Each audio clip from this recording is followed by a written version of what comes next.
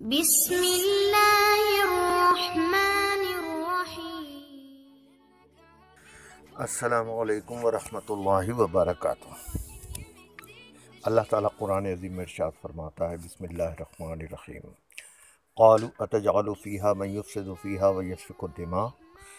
فرشتوں نے کہا، یا رب ایسے کو اپنا نائب بنائے گا جو اس دنیا میں خون ریزی کرے گا۔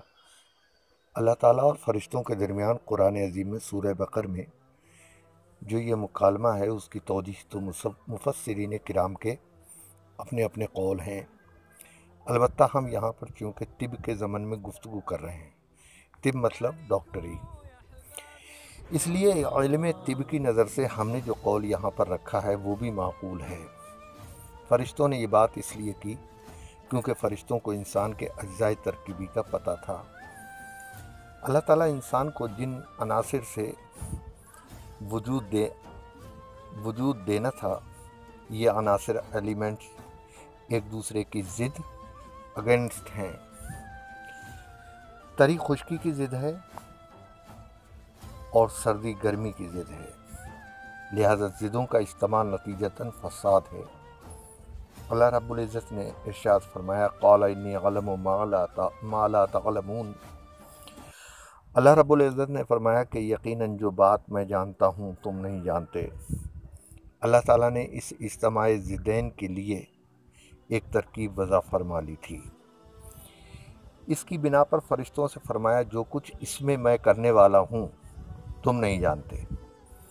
اللہ تبارک و تعالیٰ نے اپنی حکمت سے انسانی وجود کے عنصر کی جو صورت پیدا کر رکھی تھی، وہ عنصر کے ایک دوسرے کے تضاد کے تصادم کو توڑ کر ایک درمیانی کیفیت میں لا کر مزاج معتدل کی صورت پیدا فرمانے کے ساتھ کام میں لانا مقصود تھا۔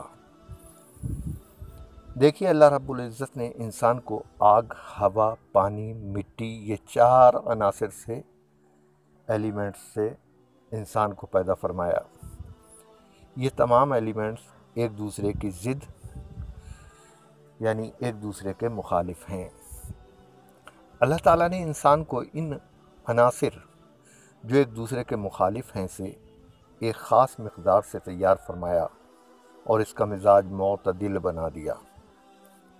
اور اگر انسان کا کوئی عنصر اعتدال سے کم ہو جائے تو انسان بیمار پڑ جاتا ہے۔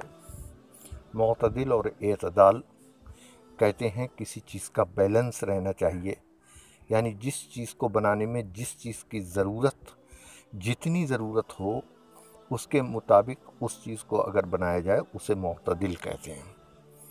دیکھیے، مزاج معتدل پیڑ پودوں اور جانوروں میں نہیں پایا جاتا ہے۔ ان چیزوں کو موسموں کے تغیر تبدل یعنی ان کے بدلنے پر جس کیفیت کی ان کو ضرورت ہو، تو اللہ رب العزت ان کیفیات کو موسموں کے تغیرات یا خوراکی لحاظ سے عطا فرماتا ہے۔ جس طرح سے ایک کمہار مٹی کے برتن بناتے وقت مٹی پانی کو اتنی مقدار میں ملاتا ہے جس طرح سے جتنی خمیر تیار کرنے میں ضرورت ہوتی ہے۔ اگر زیادہ پانی مٹی میں ملا دیتا ہے تو گارا پتلا ہو جاتا ہے، تو اس کا گارا تیار کرنے میں جتنے پانی کی مٹی میں ملانے کی ضرورت ہوتی ہے وہ اتنا ملاتا ہے، پھر اس کو اتنی ہوا دیتا ہے جس سے وہ سوکھ جائے۔ زیادہ ہوا سے برتن تڑخ ہو جاتا ہے، چٹک جاتا ہے، اس لیے اس کو ایک مخصوص مقدار میں ہوا دیتا ہے، پھر اس کو آگ کی بھٹی میں ڈالتا ہے، اس میں بھی ایک مخصوص مقدار میں تپش ہوتی ہے۔ ان تمام عنصریات کی زیادتی سے جو مخصوص مقدار سے ہٹ کر ہو، کبھی ایک اچھا برتن تیار نہیں ہو سکتا۔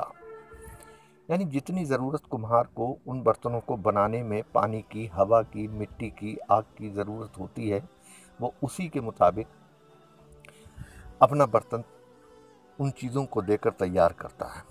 اسی طرح خالق کائنات نے انسان کے وجود میں عنصریات کی ایک خاص مقدار رکھی جس سے مزاج معتدل وجود میں آیا۔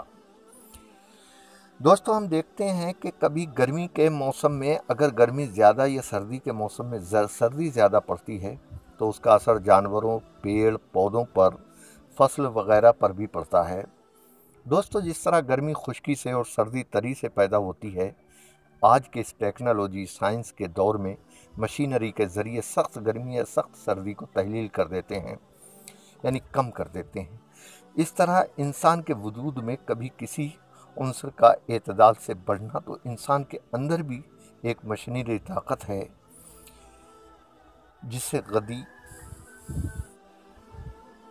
और गिलांडर के नाम से है, जो बढ़ी हुई खुश्की को तरी से या बढ़ी हुई सर्दी को गर्मी से तहलील कर देती है।